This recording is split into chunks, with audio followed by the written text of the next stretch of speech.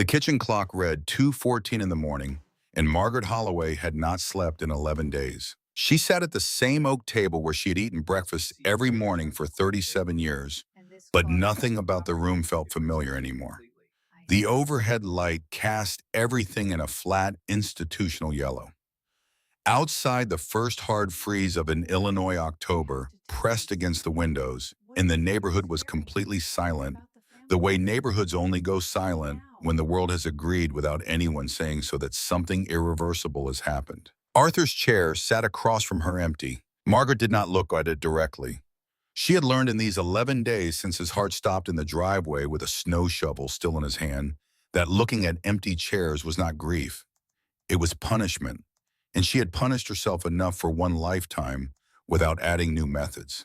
What she was doing instead was working. Spread across the table were 3 months of bank statements, a stack of utility bills, two folders of household receipts, and the single thin envelope that Richard Calloway's paralegal had dropped off 2 days ago with a note that said only the reading is Thursday at 10. Margaret had spent her entire adult life managing a household on the budget Arthur handed her each month, a fixed amount deposited into a joint checking account that she was expected not to exceed.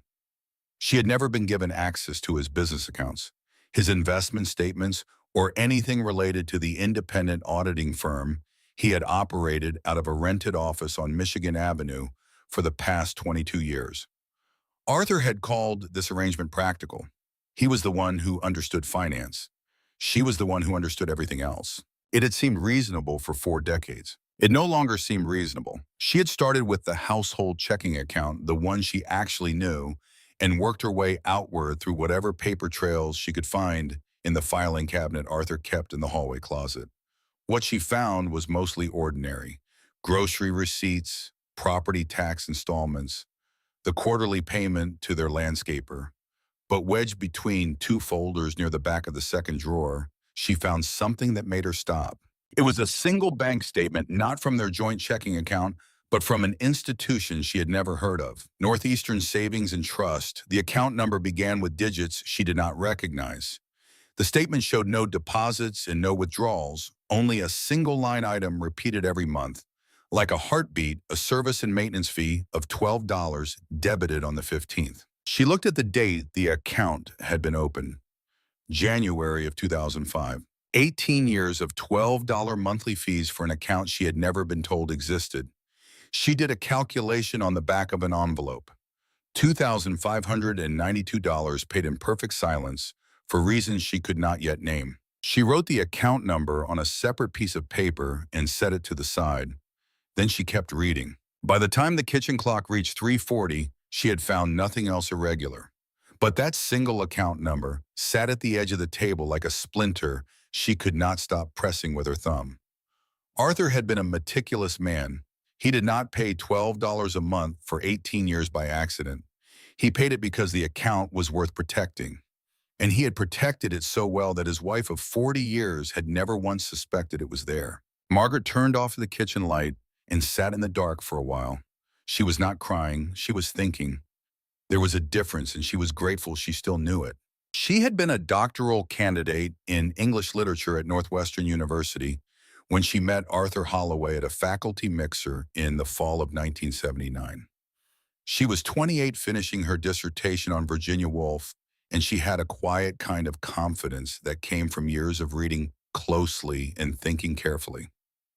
Arthur was 31, handsome in a blunt Midwestern way, and he had an energy she initially mistook for intellectual passion. It took her years to understand that what she had actually mistaken it for was control. He liked to shape things. He liked to be the one who decided how rooms were arranged, how money moved, what the plan was, and when it would be executed. He had convinced her not through argument, but through the slow accumulation of small suggestions that their family needed a full-time mother more than Northwestern needed another English professor. She had set down her dissertation in 1981 and never picked it back up. She had not thought of it as a loss for a very long time. She had trained herself not to. Now, sitting alone in the dark kitchen at 4 a.m, she thought about how Arthur had always managed to make the things she gave up seem like gifts she had chosen to give. She thought about Connor, Her son was 38 years old and worked as a structural engineer in Dallas. He had driven up to Chicago the night Arthur died and had been in the house constantly in the days that followed, hovering in a way that felt less like comfort and more like supervision. On the morning after the death, before any phone calls had been made to the funeral home, before Margaret had even changed out of the clothes she'd been wearing when the paramedics arrived, Connor had pulled her aside in the hallway and asked a single question. Not whether she was all right, not whether she needed anything. He had asked whether Arthur had left anything behind in his private workspace. Margaret had told him she didn't know. She had watched his face process that answer, and she had seen something move behind his eyes that she could not then identify. She could identify it now, sitting in the dark 12 days later with a mysterious account number written on the back of an envelope in her own handwriting. What she had seen in Connor's face was relief. She pushed back from the table, stood up slowly, and made herself a cup of tea she would not drink. Then she went to the hallway closet, took out Arthur's filing cabinet, and started again from the beginning. Thursday arrived the way bad days tend to arrive in Chicago in October, gray and wet and without apology. Margaret dressed carefully as she always did for things that mattered. A tailored black cardigan over a charcoal dress, her silver hair pinned back pearl earrings that had belonged to her mother. She looked exactly like what she was, a woman who had built a life around dignity and intended to keep it intact regardless of what the next 2 hours produced. Chloe met her in the lobby of Richard Calloway's building on Wacker Drive. At 34, Chloe had her mother's eyes and her father's jawline and a career in hospital administration that she had built entirely on her own after Arthur pulled her out of private school during what he had called the difficult years of 2001. She hugged Margaret tightly in the marble lobby, and Margaret held on for an extra second before letting go. Connor was already in the conference room when they arrived. He was wearing a blazer Margaret had not seen before, and he stood up when they entered with the particular posture of a man who has rehearsed being present in a room. He kissed his mother on the cheek. Margaret accepted it without comment. Richard Calloway entered a moment later, and Margaret watched him the way she had learned to watch people in the first few seconds before they understood they were being watched. He was a man in his mid-60s, silver-haired and polished with the rehearsed warmth of someone who delivered bad news professionally. She had met him twice before at Arthur's firm holiday events, and he had been smooth and easy both times, the kind of man who was never caught off guard because he had prepared the room in advance. Today, something was different. He set his leather portfolio on the table and did not look at her. Not immediately, not the way people do when they were about to say something routine. He looked at his portfolio. He looked at the window. He looked at his own hands as he opened the folder. A man who had been doing this job for 30 years did not avoid eye contact with the widow unless he had been avoiding it since before she walked in the room. Margaret folded her hands on the table and waited. Calloway cleared his throat and began. The legal language was dense, and she had not expected to understand all of it in real time, but she had spent the previous 3 days reading everything she could find about estate law, and she understood enough. The clauses stacked one on top of the other like weights being added to a scale. The primary residence at 412 Elmwood Drive was currently encumbered by 2 secondary mortgages, both in default with outstanding debt exceeding the property's current market value. The joint savings account, the one Margaret had believed held the accumulated savings of a 40-year marriage, had a remaining balance of $411. The life insurance policy, a $500,000 policy Arthur had taken out in 1994, had a beneficiary designation change filed in 2021. The new beneficiary was a corporate entity registered in Delaware called Apex Holdings, LLC. Chloe said something sharp. Margaret did not hear it. She was looking at Calloway, who was still not looking at her. The total liquid assets available to the estate, Calloway said, his voice careful in the way that very specific carefulness only happens when a man has practiced a sentence, amount to approximately $5,000. The room held a silence that had weight and temperature. Margaret let the silence sit for 4 full seconds. Then she said, "Mr. Calloway, when did you first become aware of Apex Holdings?" He looked at her now. He had not expected the question, or perhaps he had expected it, but not phrased quite that way. Not that quickly, not with that particular quietness. "Arthur updated certain provisions in 2020, he said. He met with me to discuss some restructuring. And at that meeting, Margaret said, did it occur to you to notify his wife that he was restructuring the beneficiary designation on a $500,000 life insurance policy? Calloway opened his mouth and closed it. He said something about client confidentiality and the limitations of his role as executor. Margaret listened to all of it. When he finished, she said, I understand, and she did. She understood exactly what had happened in that meeting in 2020, and she understood exactly what Calloway's careful silence had been protecting, and she filed both understandings away in the same place she kept everything that would be useful later. Chloe was furious on her behalf, which Margaret appreciated but did not need. Connor sat very still in his chair, which Margaret noticed more than her daughter's anger. When Calloway finished it and began explaining next steps and timelines and options for the foreclosure process, Connor leaned slightly toward Margaret and spoke quietly. He said he had some contacts through his firm and Dallas attorneys who handled estate complications regularly, and that if Margaret would sign a temporary power of attorney, he could have them begin working on the situation immediately.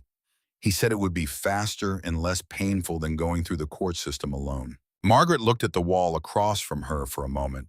Then she said, you know, your father used to do that. He would prepare something in advance and then explain why it made sense for me to sign it. She picked up her purse. I'll keep that in mind. She walked out of the conference room without signing anything. In the elevator going down, Chloe pressed her hand. Margaret squeezed back once and let go. She needed to think, and she thought best alone. The drive back to Elmwood Drive took 40 minutes in the rain, and Margaret spent most of it doing arithmetic in her head. Not the arithmetic of the estate, which was catastrophic and would require proper legal help to untangle, but a different kind of arithmetic. The arithmetic of years and absences and explanations she had accepted without question. She called Patricia Dunn from the car. Patricia had been her closest friend for 30 years, a former civil litigator who had retired to Evanston and kept a sharper mind than most people half her age. Margaret had met her at a neighborhood association meeting in 1993 and trusted her the way she trusted very few people, not because Patricia was kind, though she was, but because Patricia was accurate. She said what was true even when it was inconvenient, and she did not dress it up. Margaret told her everything. The account Calloway had described, the beneficiary change, the Delaware LLC, the $5,000. She heard Patricia go very quiet on the other end, the particular quiet of someone organizing information rapidly. Apex Holdings registered in Delaware, Patricia said finally. That's not a coincidence, Margaret. Delaware Incorporation is used for one reason above all others, and that's to make it as difficult as possible to trace the actual ownership structure. Arthur didn't set this up last year. This took time. Years, probably. How many years? The 2020 beneficiary change is what they're showing you, but that's just when he updated the paperwork. The infrastructure behind it could be much older. A pause. You said he had a workspace in the basement that he kept locked. He always called it his sanctuary. Men who hide things do not hide them in bank vaults. They hide them where they believe no one will look because looking would be impolite. Another pause, shorter this time. Don't sign anything Connor gives you.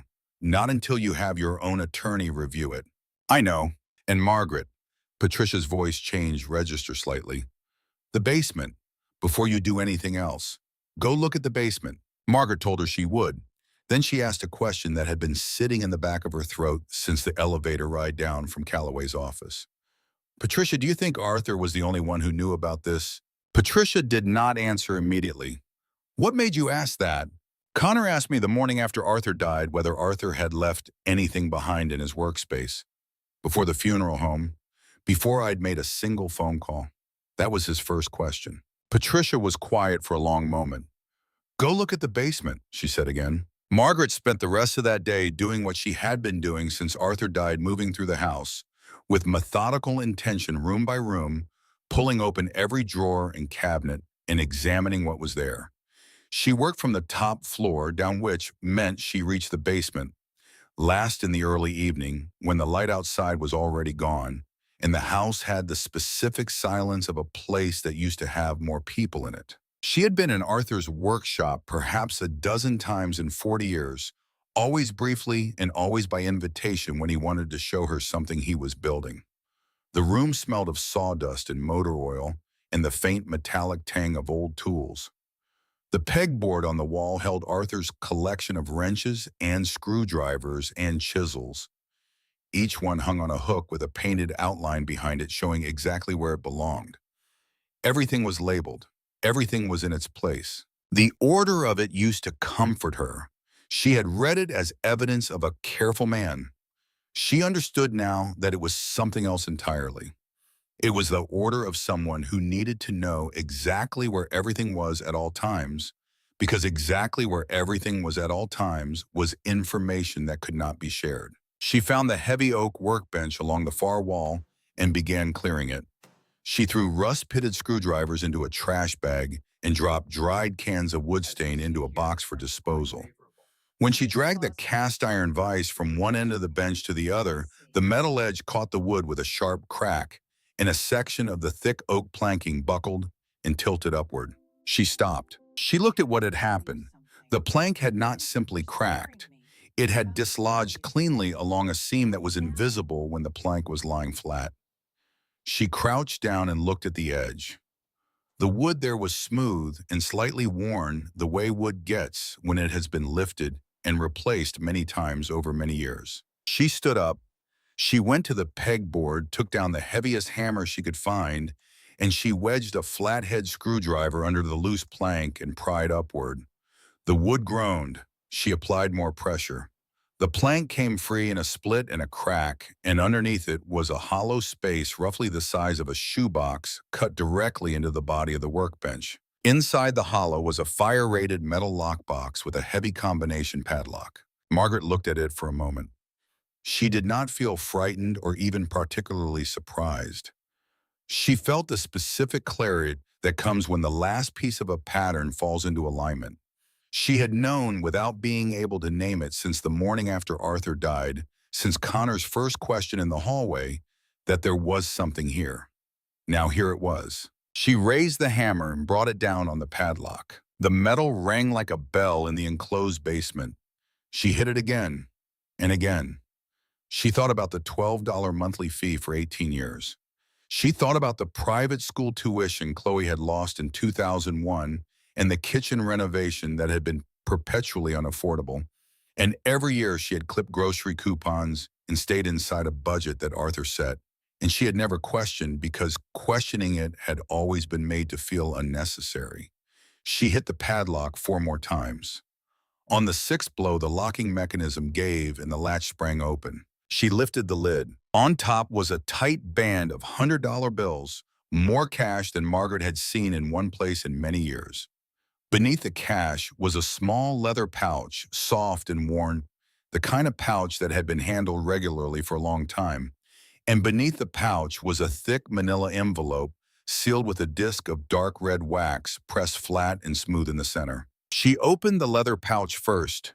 A single key slid into her palm, heavy brass, old-fashioned in shape, with a geometric pattern etched into the bow. It was the kind of key made for a real door on a real building.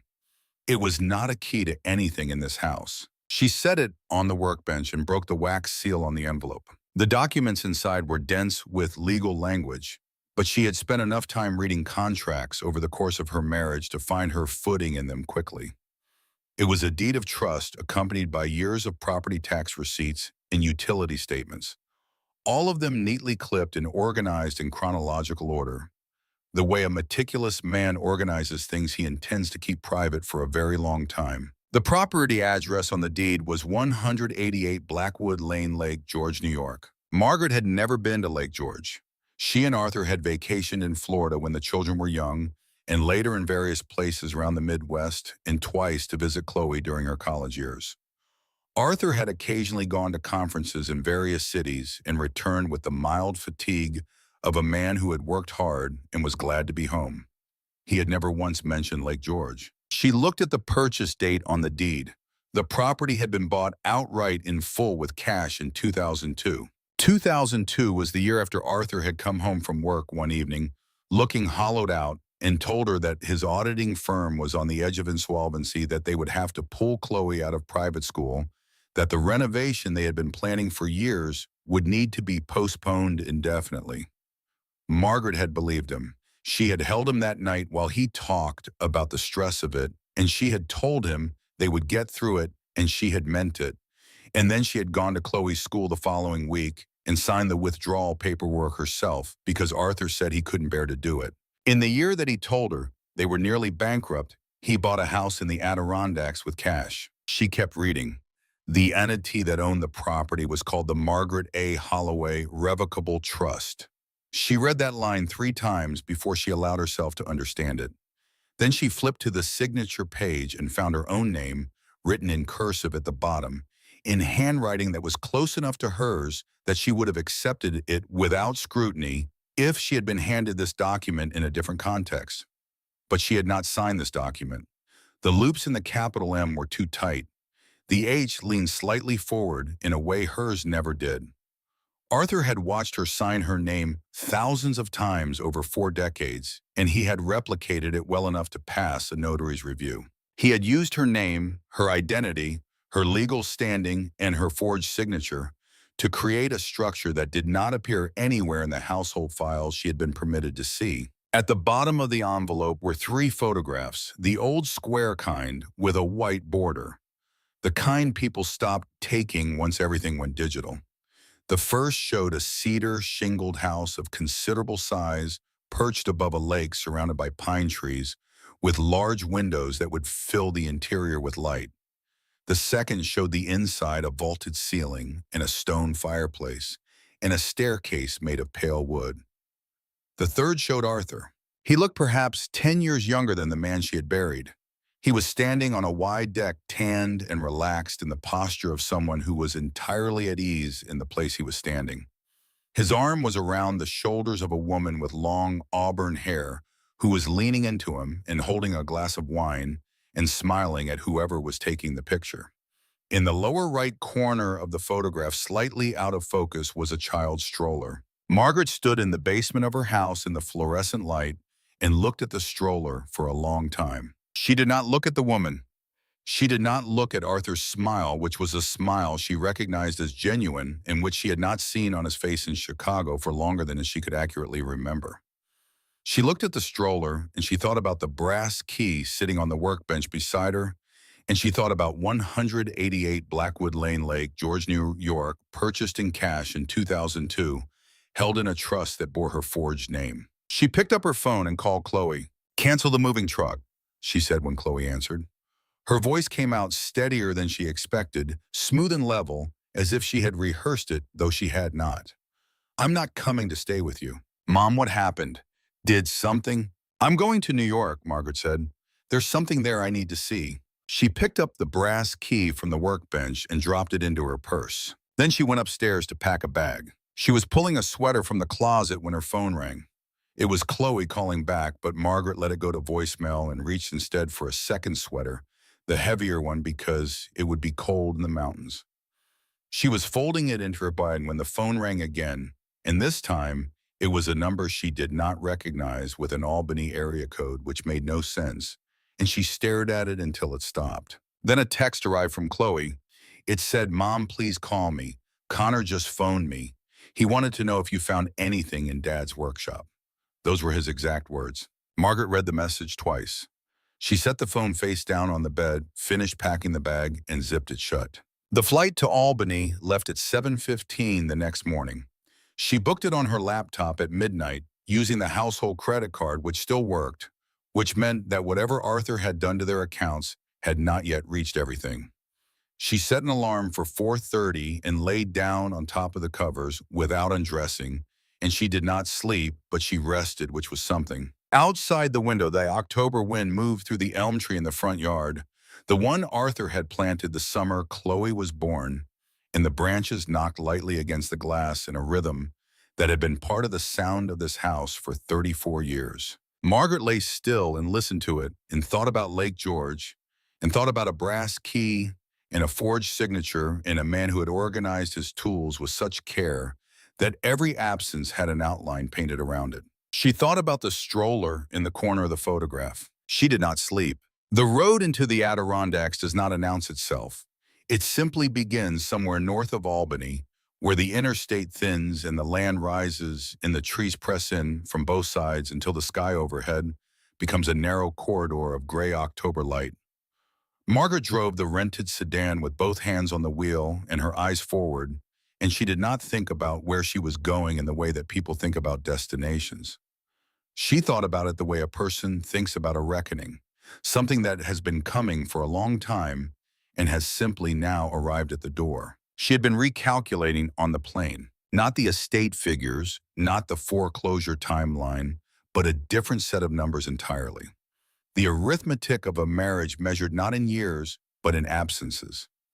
She thought about every conference Arthur had attended in cities she could not now verify he had ever visited. She thought about the client emergencies that pulled him away on weekends, on holidays, on the evening of their 25th anniversary, when he had taken a call in the kitchen and told her quietly that something had come up and he was sorry. He really was sorry. And she had told him she understood because she had always told him she understood. She thought about the pattern Patricia had identified every time Arthur told the family they were struggling financially and money was moving somewhere else. She had lived inside that pattern for decades without seeing its shape the way you cannot see the shape of the room you are standing in until you step outside it. She had stepped outside it now. The GPS directed her off the main highway onto Blackwood Lane at 20 minutes past noon, and the road immediately changed character. The pavement narrowed to barely 2 lanes, and the trees on either side were old-growth pine enormous, and close, their roots heaving up through the shoulder in long, dark ridges. There were no streetlights. There were no mailboxes visible from the road. After 2 miles without any indication that anyone had ever built anything in this forest, Margaret understood something about this location that the deed of trust had not stated explicitly. This place had been selected not for its beauty, though the beauty was extraordinary, but for its invisibility. You did not find 188 Blackwood Lane by accident. You found it only if someone had already decided you were allowed to know it existed. The trees broke open all at once, the way curtains part, and there was the lake. Margaret pulled the car onto the shoulder behind a stand of weeping willows and turned off the engine and sat with both hands still on the wheel. The lake stretched out to the south under a low pewter sky, its surface dark and textured by a light wind, and on the slope above the shoreline sat the house from the photographs. Cedar shingles the color of driftwood. 8 large windows facing the water.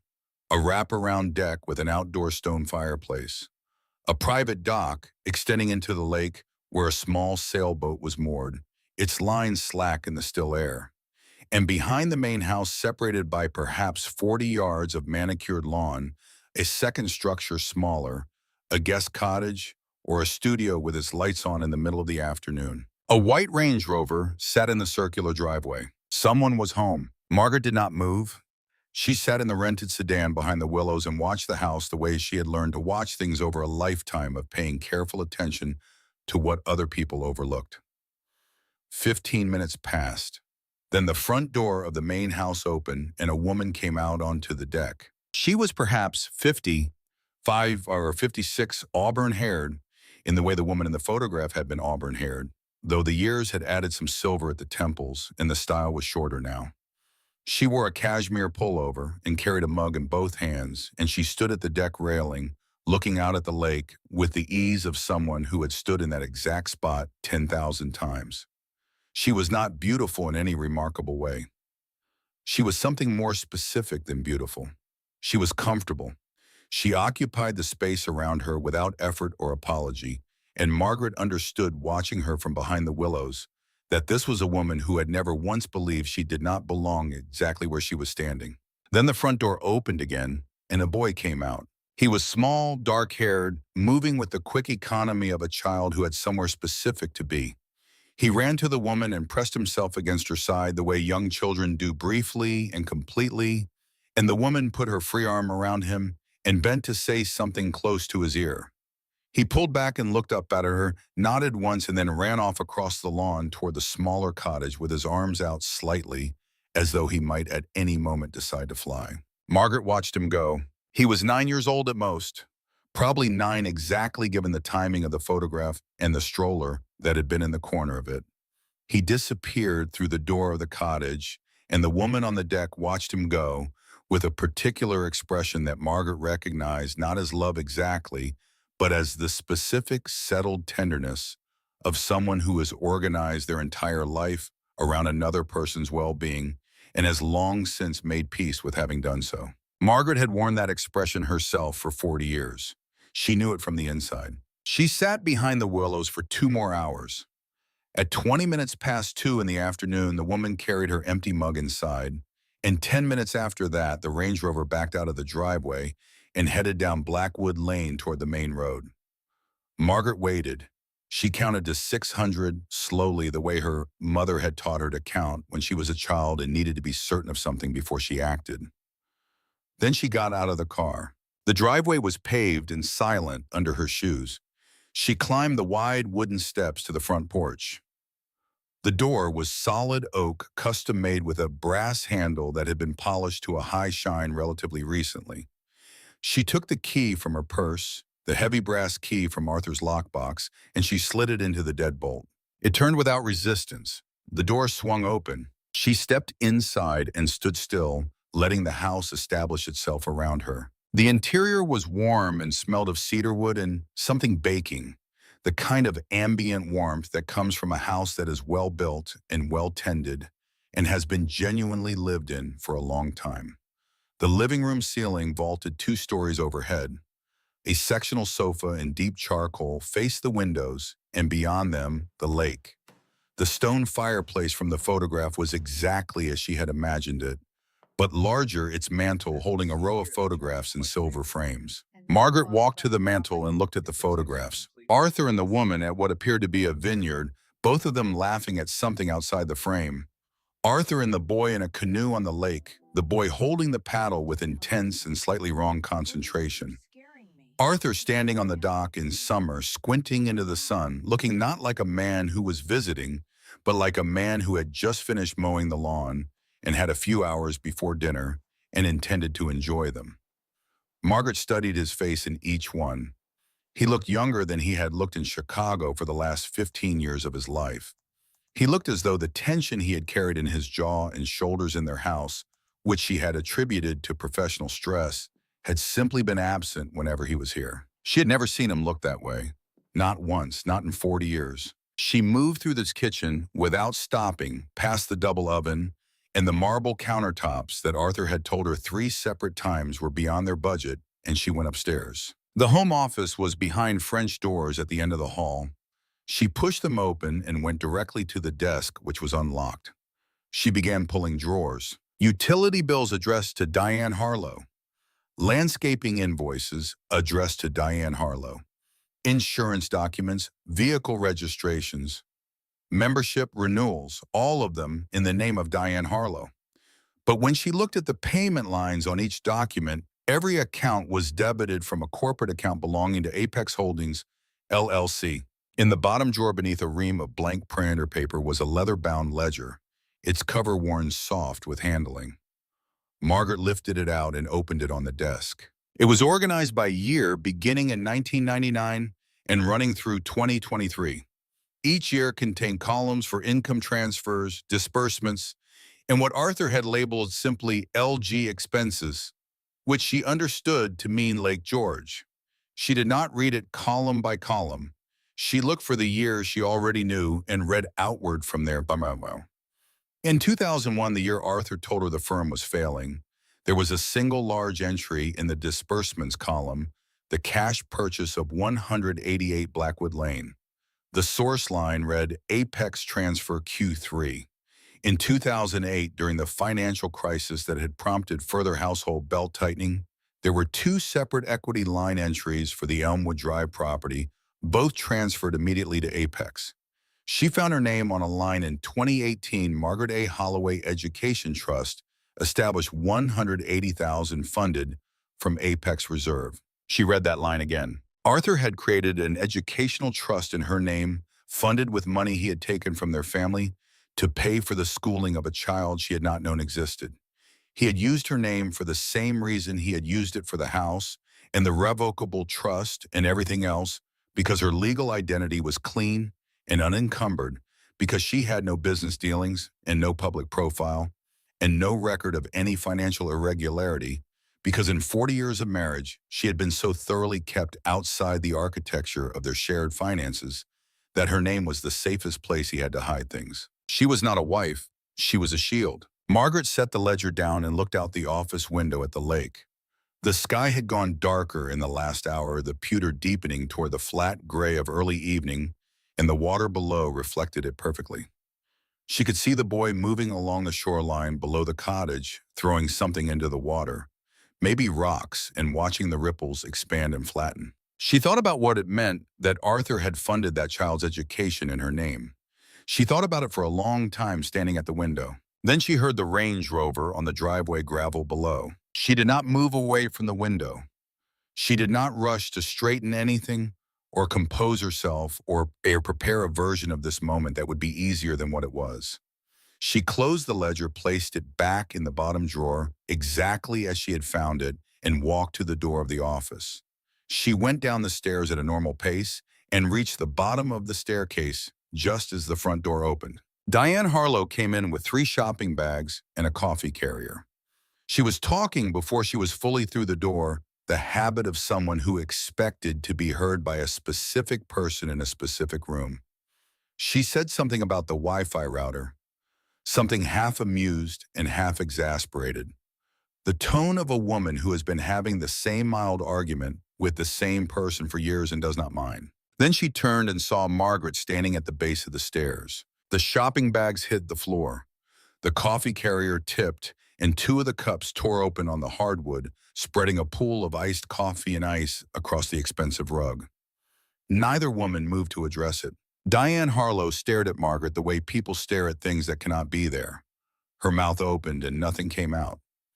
Then something shifted in her face, a recognition that moved through her features like weather, and her complexion went from tan to ash in the time it takes to exhale. "You're Margaret," she said. It was not a question. "In the flesh," Margaret said. Diane's hand found the wall behind her.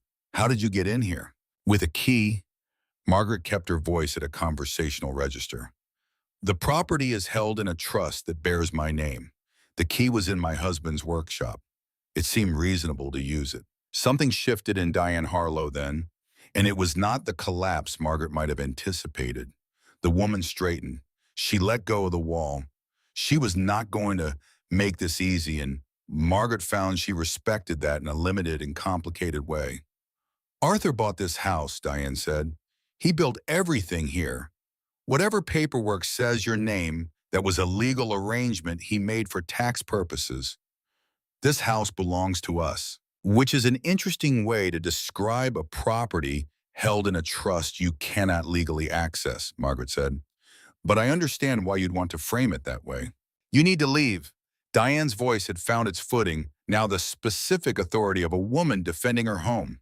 "I don't know what you think you're doing, but Arthur is going to—" She stopped. She looked at Margaret's face and stopped. Margaret let the silence do what it needed to do. "Arthur passed away 14 days ago," she said. "A cardiac event. He was shoveling snow in the driveway of our house in Chicago. We buried him on the 12th. Diane Harlow sat down. She did not find a chair first.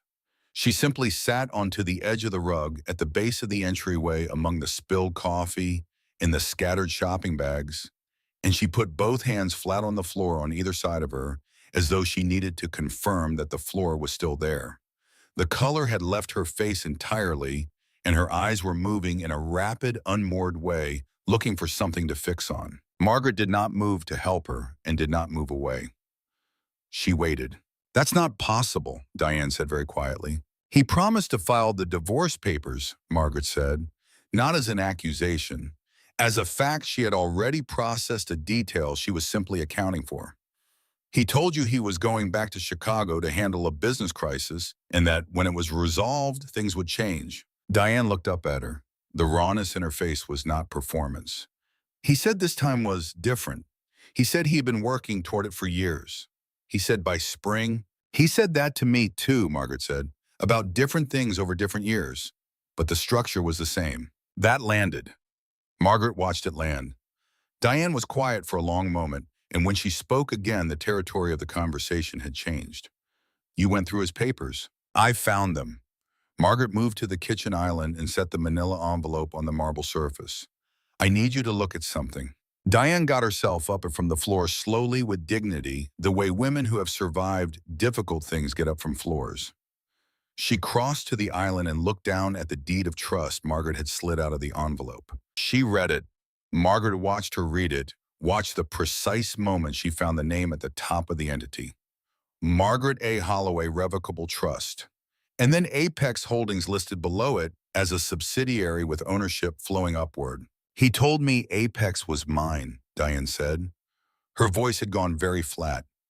He said if anything ever happened, Apex would take care of me and William. He said the paperwork was arranged so that no one could touch it. No one can touch it, Margaret said. That part was accurate. I'm the only one who can touch it. Diane looked up from the papers. He used you. Yes. He used your name because yours was clean. That's my understanding. Diane pressed both palms flat on the marble and looked at the countertop for a moment. When she raised her head again, her expression had changed into something harder and more private. The boy, she said, William, he's 9. He doesn't know anything about any of this. I know, Margaret said. I saw him at the dock. Arthur set up an education trust for him. Diane's voice was steady now in the way that voices go steady when the person speaking them has decided not to fall apart because falling apart will not help anything.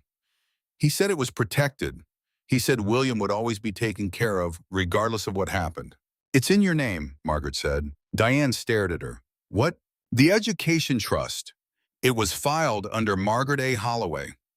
Margaret watched the understanding move through the other woman's face. He used my name for that too, so yes, at the moment, it falls under the same trust structure. She paused. I'm telling you this because I think you should know, not because I've decided what to do about it. The kitchen was very quiet. Outside the windows, the lake had gone dark, and the boy was no longer visible on the shoreline. Somewhere in the cottage across the lawn, a light had come on. Diane Harlow looked at Margaret Holloway across the marble island, across the spilled coffee, still soaking into the hallway rug across 22 years of a life built on architecture that someone else had engineered and neither of them had been permitted to fully see. What do you want? She asked. Right now. Margaret gathered the papers back into the envelope. I want to sit down. I've been awake for a long time. She walked to the living room and sat in the corner of the sectional, facing the windows, and she looked out at the dark lake and she listened to Diane Harlow's footsteps move slowly up the stairs. She sat there for 3 hours. She did not eat though she was hungry. She did not call anyone though she had several calls she needed to make. She watched the reflection of the room in the dark glass of the windows, the fireplace and the lamps and the photographs on the mantel, and she let herself feel without deflecting it the specific quality of the grief she was carrying. It was not the grief of losing Arthur. She had begun grieving Arthur some years ago, she understood now, in the gradual way you grieve something that has been disappearing slowly. What she felt tonight was something else. It was the grief of 40 years spent being faithful to a version of a man that had never been the complete truth. She had been married to a story Arthur told about himself, and she had tended that story carefully and believed in it and built her life around it. And now the story was over, and she was sitting in the living room of the life he had actually been living. And it was beautiful here, and that was perhaps the most painful thing of all. She heard footsteps on the stairs at 2 in the morning. Diane appeared in the entrance to the living room. She was not dressed for confrontation. She had changed into something plain, her hair loose, and she looked like what she was, a woman who could not sleep and had run out of alternatives to being honest. She sat at the other end of the sectional, far enough away to make no presumptions, and she tucked her feet beneath her and held her own hands in her lap. Neither of them spoke for a while. I met him in 1999, Diane said eventually. Her voice was quiet and without performance. He didn't tell me he would leave right away. He said it was complicated, that it would take time. I was 33 and I believed him because I wanted to believe him and because he was very good at making complicated sound temporary. She paused. I knew by 2009 that he was never going to leave. I had William by then. I had this house. I had built something. I told myself that was enough. Margaret listened without interrupting. He talked about you, Diane said. He said you were a good person. He said you were strong in ways that didn't need him. She looked at her own hands. He said you'd be all right. Margaret was quiet for a moment. He told me he traveled because clients needed him. He never told me that I didn't need him. He didn't give me the chance to disagree. She looked toward the dark windows. That was deliberate. A man who tells you that you're capable of managing without him can leave without feeling guilty. He had a very particular talent for arranging things so that he never had to feel guilty. Diane absorbed this in the way people absorb information that recontextualizes their own history. Margaret could see it happening in the other woman's face, a slow and uncomfortable reordering.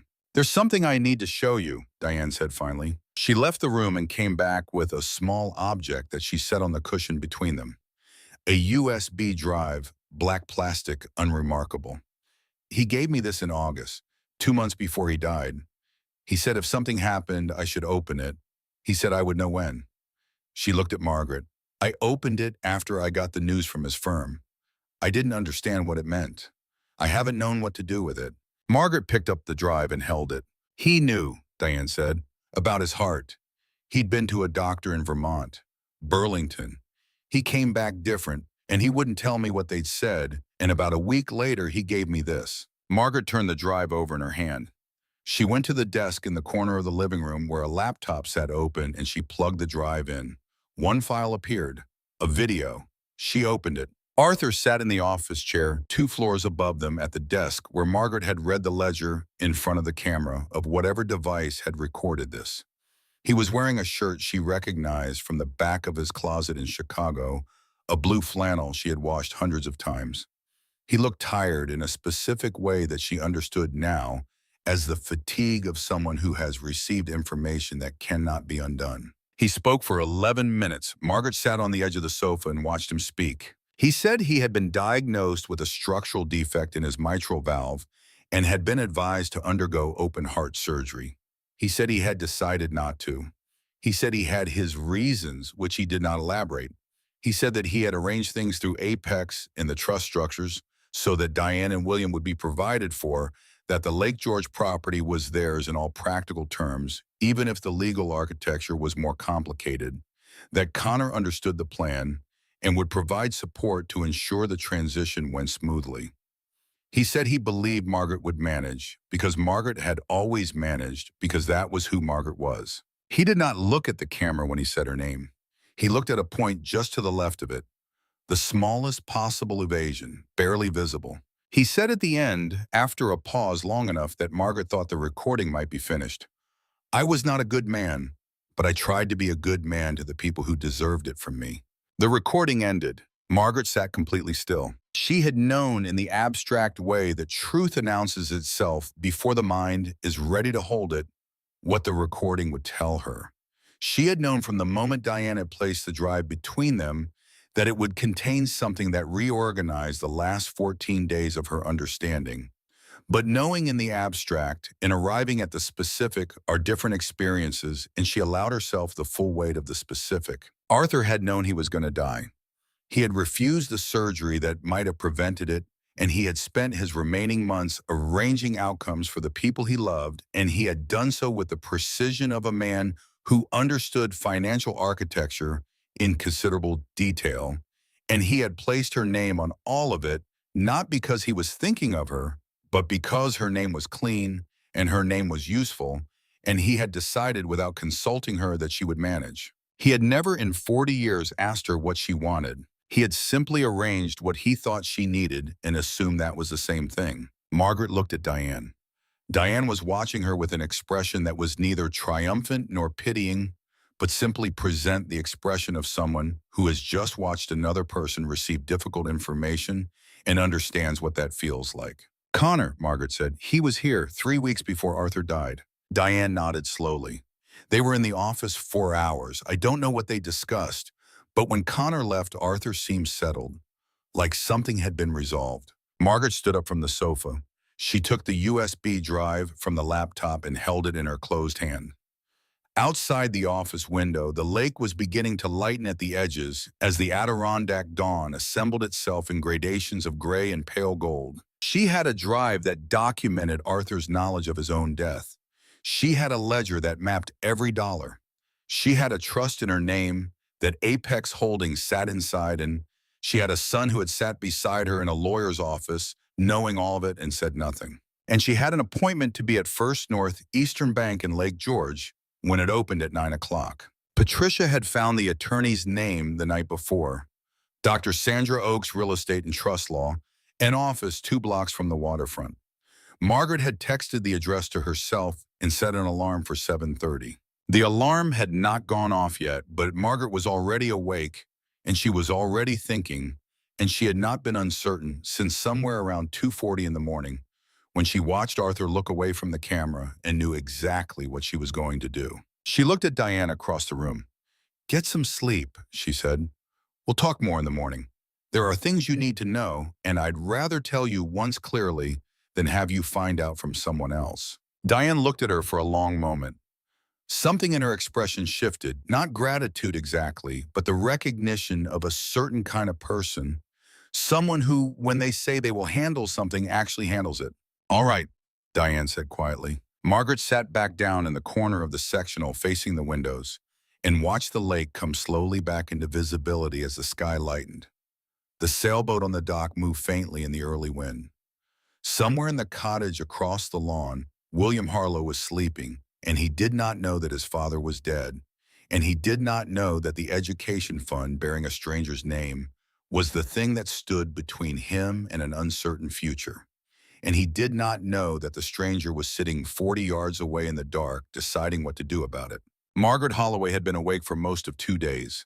She had a drive in her hand and a ledger in a desk upstairs and an appointment in 4 hours with a lawyer who did not yet know the full scope of what she was bringing through the door. She had also somewhere between the moment she broke the padlock in the basement and this moment on the sofa with the lake going gold outside stopped being the woman who managed things by staying quiet. She was not certain yet what she had become instead, but she knew she had approximately 4 hours to figure it out, and she had always worked well under pressure, and the morning was coming in fast off the water, and there was a great deal left to do. She called Patricia at 6:47 in the morning, standing on the wraparound deck in the cold watching the lake hold its first light the way still water holds everything, without preference, without judgment. Patricia answered on the second ring, which meant she had been awake already, which meant she had been waiting. "Talk to me," Patricia said. Margaret told her about the video. She told her about Arthur's voice, the blue flannel shirt, the 11 minutes the moment he looked away from the camera.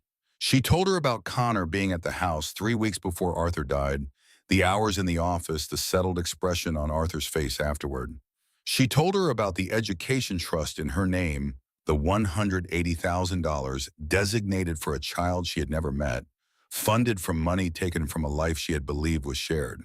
Patricia listened to all of it without interrupting, which was the thing Margaret valued most about her. When Margaret finished, Patricia said, "Connor filed a request 2 days ago.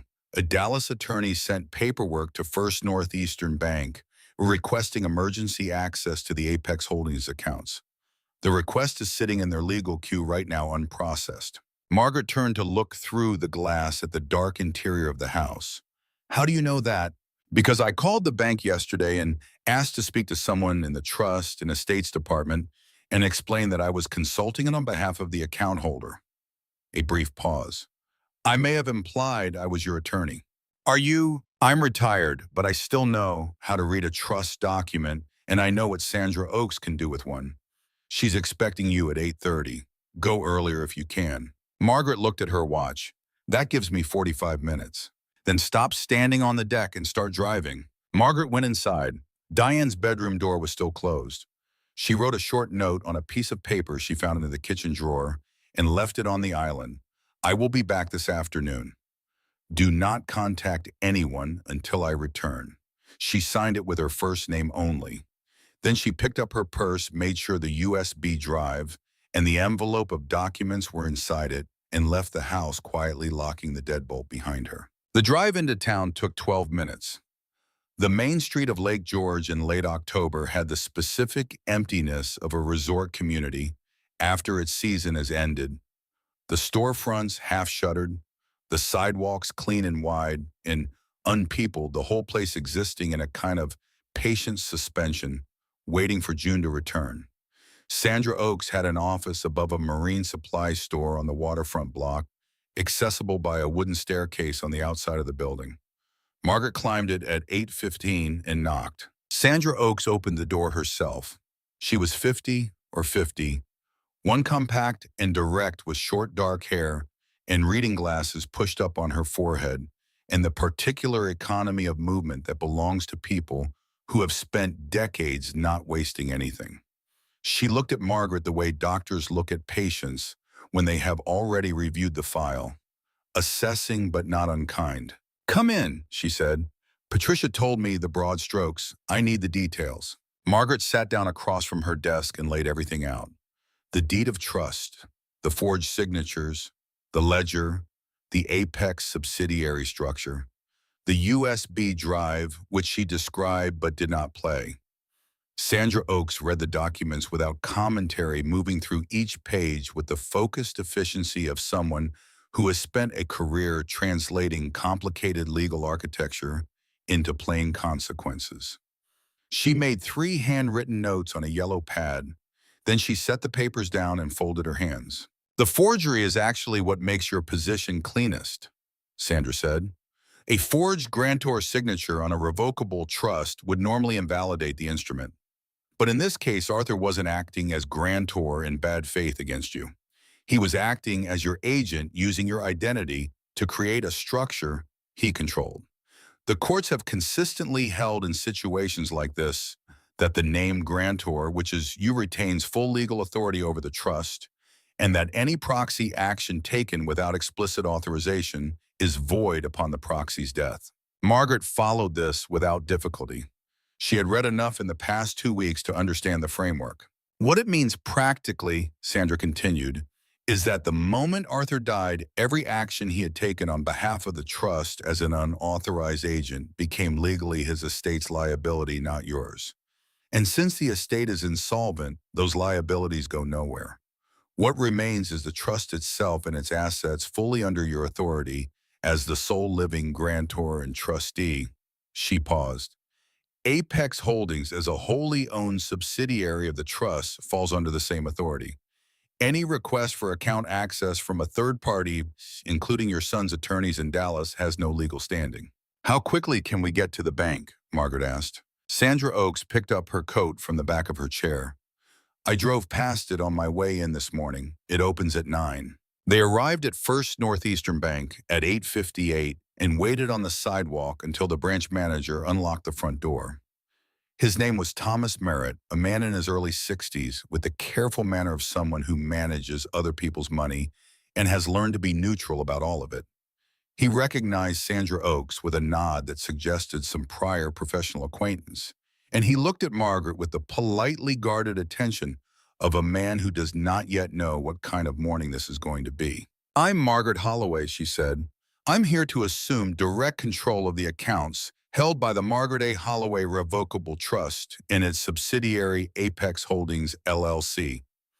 My husband, Arthur Holloway, was the trust's unauthorized agent. He died 14 days ago." She set the death certificate and the trust documents on the counter between them.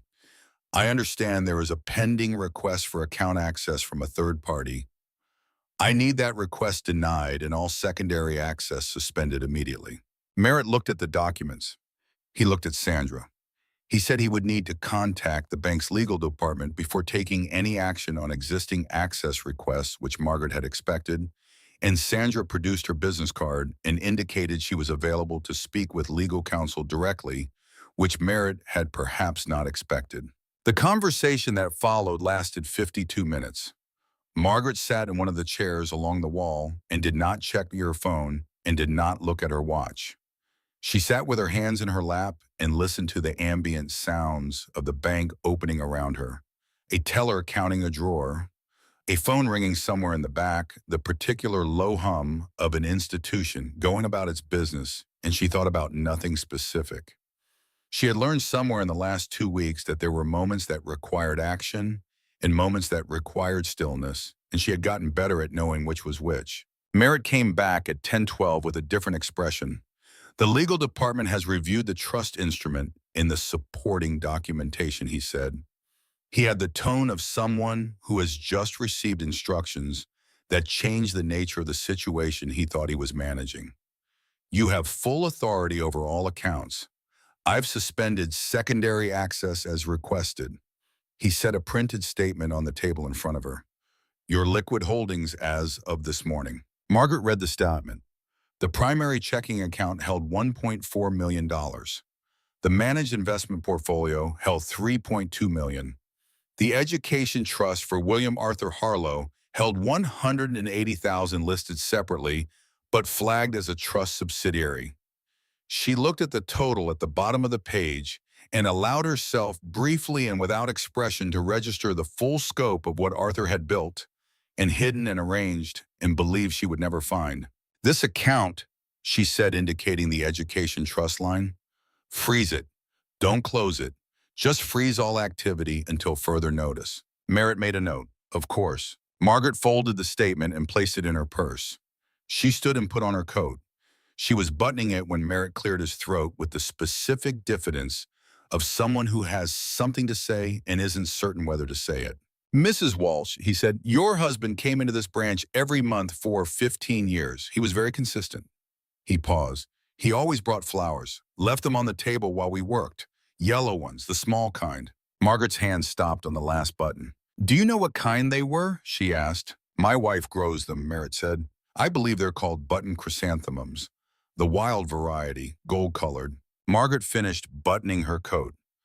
Thank you, Mr. Merritt, she said, and she meant it in a way that had nothing to do with the bank, and she walked out through the glass door into the cold October air. She stood on the sidewalk for a moment. Sandra was beside her saying something about next steps and timelines, and Margaret heard her but did not immediately respond because she was thinking about the garden at Elmwood Drive, the strip of soil along the front walk where she grew button chrysanthemums every autumn from bulbs she divided and replanted each spring. She had grown them for 30 years. Arthur had cut them and brought them inside, which she had always taken as a small domestic gesture, the kind of thing a husband does. She had never tracked where they went after he took them from the garden. She had never thought to ask. He had brought her flowers to the bank where he laundered the money he stole from her. Month after month for 15 years. Whether that was guilt or ritual or something else entirely, she would never know. She was not certain it mattered. What mattered was that she knew it now, and knowing it closed something the way the last line of a very long account closes a ledger. She turned to Sandra.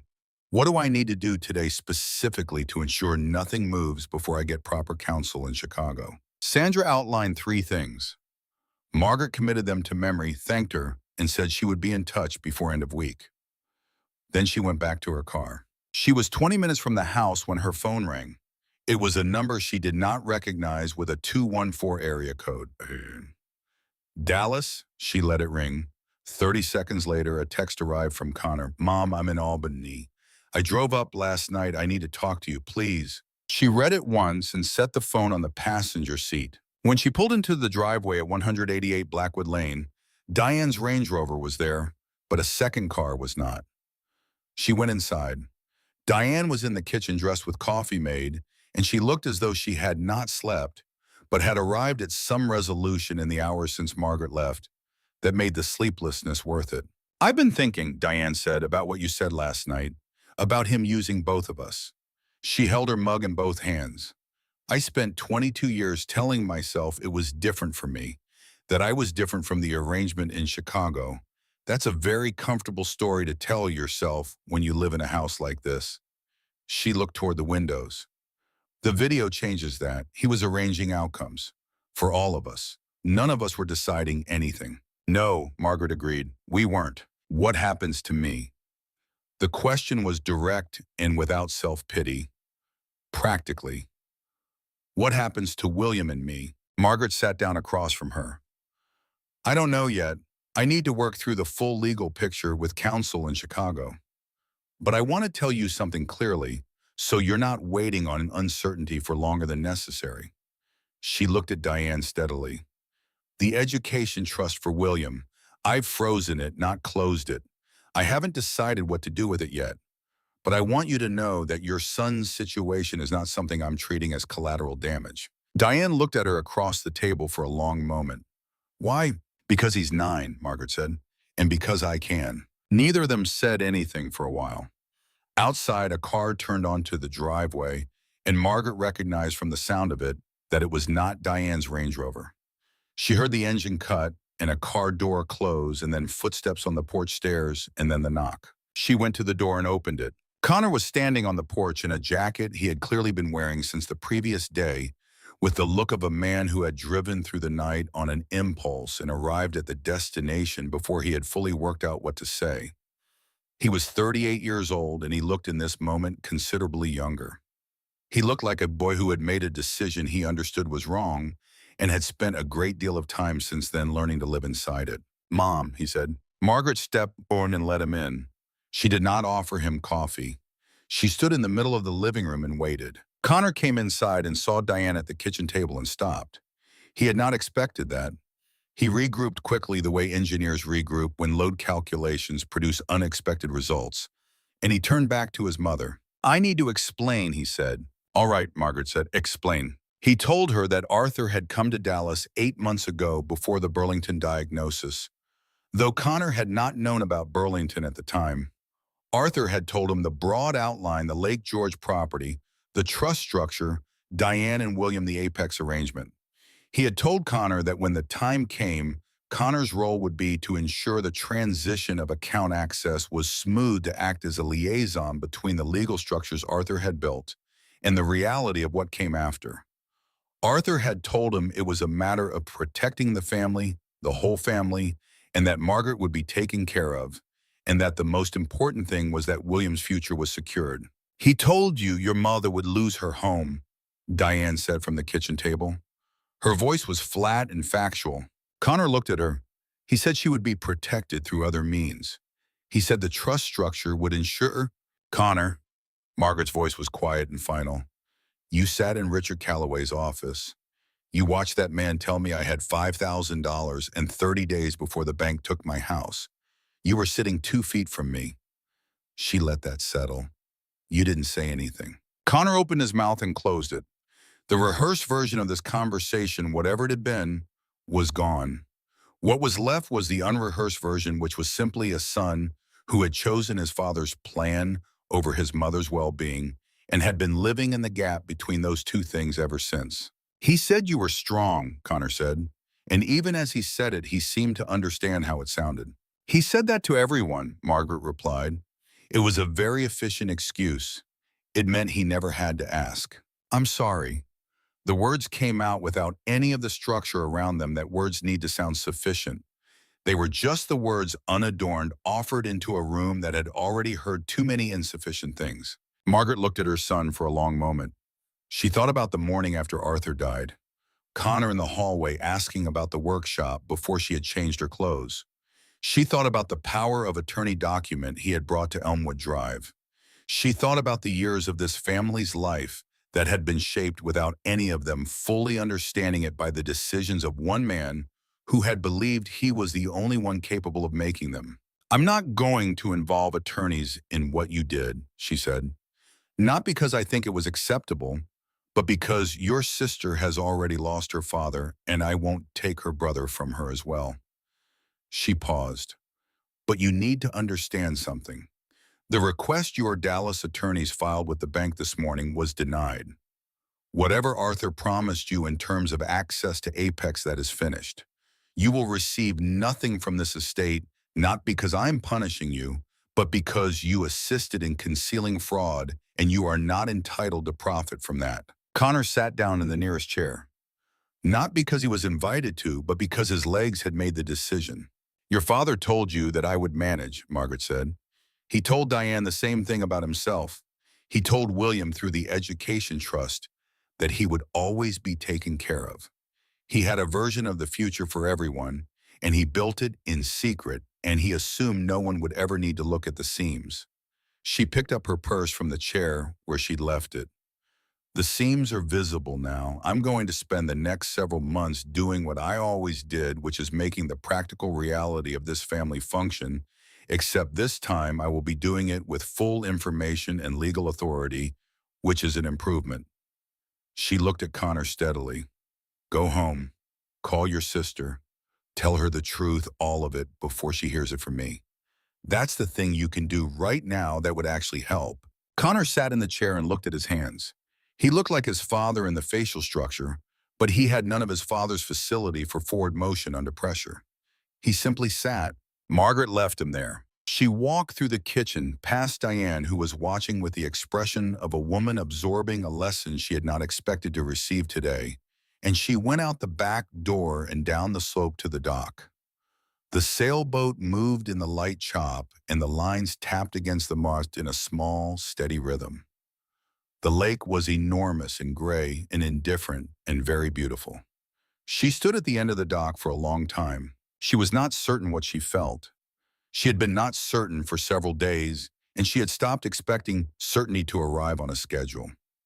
What she knew was this: she was 68 years old. She was standing on a dock that belonged to her on a lake she had not known existed 3 weeks ago. She had $4.6 million in accounts that bore her name and her authority, and she had not slept more than 3 consecutive hours since Arthur died.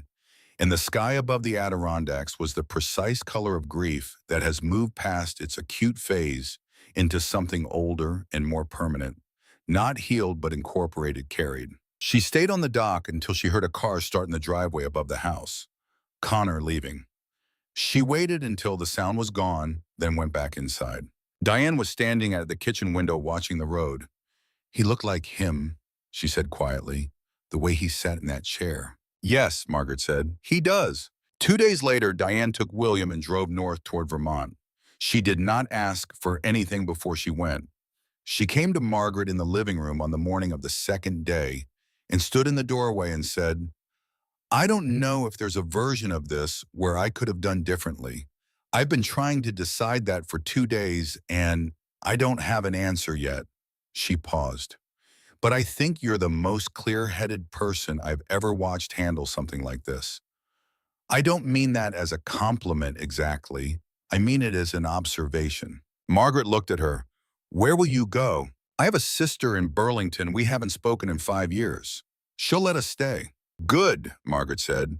And then because it was true, and because the boy deserves someone to say it, William seems like a good kid.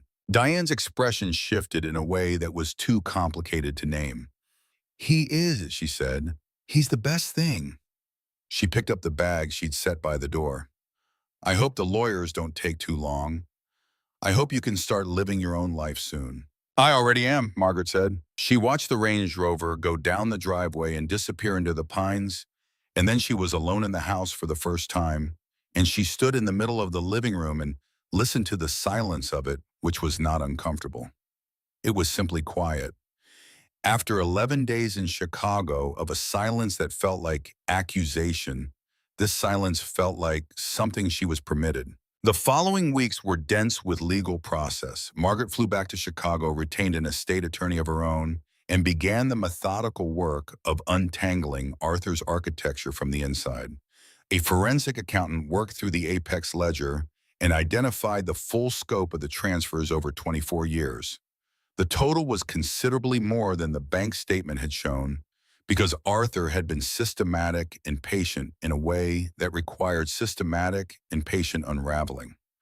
The corporate liabilities he had accrued through Apex were resolved quietly and without publicity one by one over the course of several months. She wired $250,000 to Richard Calloway's escrow account on the second Wednesday of November and instructed him to halt the foreclosure proceedings on Elmwood Drive. Calloway called her personally to confirm receipt. His voice had changed in the weeks since the reading of the will. The rehearsed warmth stripped back to reveal the more honest tone underneath which was professional deference. She preferred it. She transferred the deed to 412 Elmwood Drive into Chloe's name on a Tuesday afternoon in early December, sitting at the oak kitchen table where she had spent so many mornings the same table where she had spread bank statements at 2 in the morning 6 weeks earlier. She signed the transfer documents with her own signature, the real one, the one that slanted the way it had always slanted. She did not feel sentimental about the house in the way she had expected to. She felt something cleaner than sentiment. She felt right. Chloe had driven down from her apartment to be there for the signing, and afterward, they sat at the table with tea and did not talk about Arthur for a while, which was its own kind of relief. Chloe had called Connor after Margaret asked her to, and the conversation between them had been long and difficult and had not resolved anything permanently, but had opened a door that might over considerable time lead to something worth walking through. Margaret had not spoken to Connor since the morning on the deck. She was not ready yet, and she had decided that not being ready yet was an acceptable thing to be. She called Patricia from the car on the way back to the airport. "It's done," she said. "All of it? Enough of it for today." Patricia was quiet for a moment. "How do you feel?" Margaret considered the question with the seriousness it deserved, looking out the window at the Chicago streets. She had known for 40 years the specific gray of the November sky over the lake, the city she had lived inside someone else's version of for longer than she wanted to count. "I feel like myself," she said. "I'm not sure I know exactly who that is yet, but it's a start." In the first week of December, she instructed Sandra Oaks to transfer the William R. Arthur Harlow Education Trust out of the Apex subsidiary structure and into a fully independent account in the boy's name, administered by a neutral fiduciary with no connection to the Walsh estate. She did not notify Diane directly. She asked Sandra to send a formal legal notice confirming the fund was secured and independently administered, no conditions, no contact required. Sandra asked if she was certain. Margaret said she was. She was not certain it was the right thing.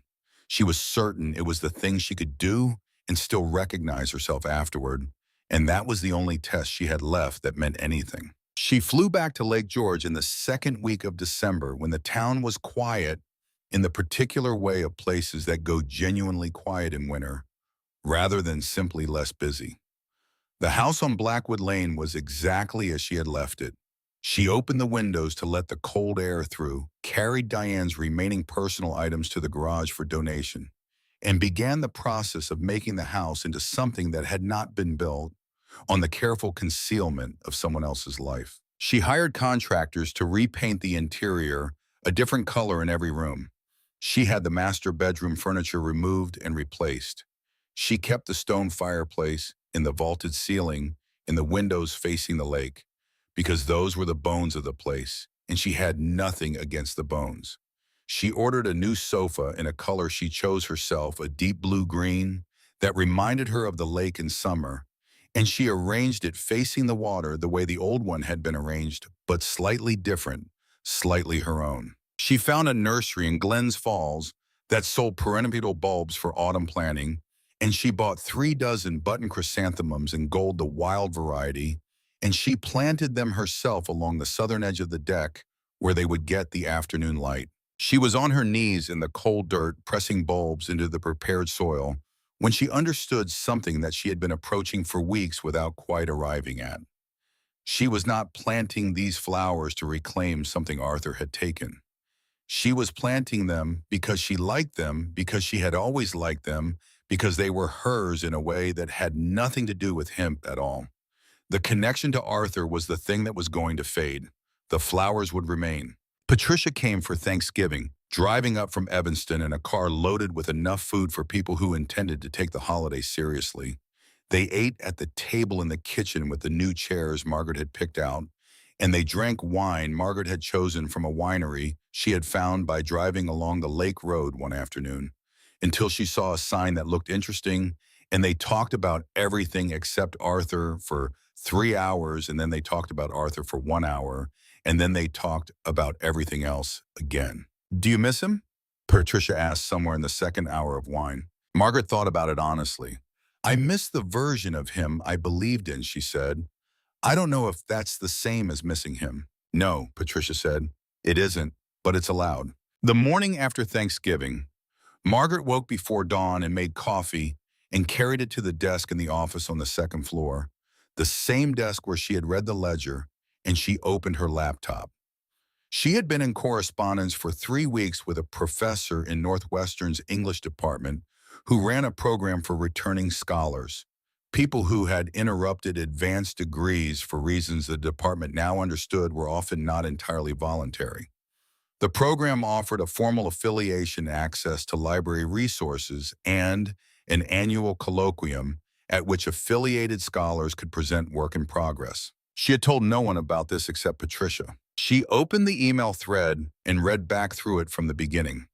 Then she opened a new document and looked at the blank page for a moment, the particular blankness of a page that has been waiting long enough to have become patient rather than empty. She began to write. Not the dissertation, not yet. Something smaller, a few pages on a single passage from Mrs. Dalloway that she had been thinking about since 1981 and had never had the time or the permission or the distance to address properly. She wrote for 2 hours without stopping. The lake outside went from black to dark gray to the particular translucent silver of early morning on still water.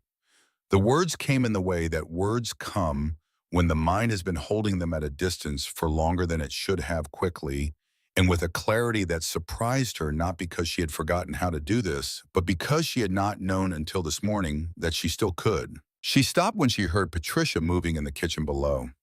She saved the document, closed the laptop, and looked at her hands on the desk for a moment. The same hands that had broken a padlock 6 weeks ago. The same hands that had signed papers and planted bulbs and made the particular gestures of a life that was from this morning forward entirely her own to arrange. She reached into the drawer of the desk and took out the brass key. She had been carrying it in her purse since Chicago, and she had taken to keeping it in the drawer here in this desk in this room, where it had spent 22 years hidden in someone else's filing system. She turned it over in her palm, feeling the weight of it, the geometric pattern on the bow, worn smooth in the places where Arthur's thumb had pressed it most often. She stood up, went down the hall to the guest room where Chloe would sleep when she came at Christmas, and she put the key in the small ceramic dish on the nightstand. It would be there when Chloe arrived. She would explain then, or she would not explain, and Chloe would keep it, or she would not. And either way, the key would have traveled from Arthur's secret to Margaret's reckoning to her daughter's hands, which was a journey long enough that it had earned its end. She went downstairs. Patricia was standing at the kitchen counter with her own coffee, looking out at the lake, and she turned when Margaret came in and said nothing, which was the right thing. Margaret poured her coffee and stood beside her friend at the window, and outside the light was coming up fast off the water now, the way it does in winter when the sun stays low and everything is clear and cold and very precise, and the lake was going from silver to something that was not quite any color she had a name for, and the chrysanthemum bed was a dark strip of turned earth along the south edge of the deck, waiting as bulbs wait in the particular patient way of things that know they will come back.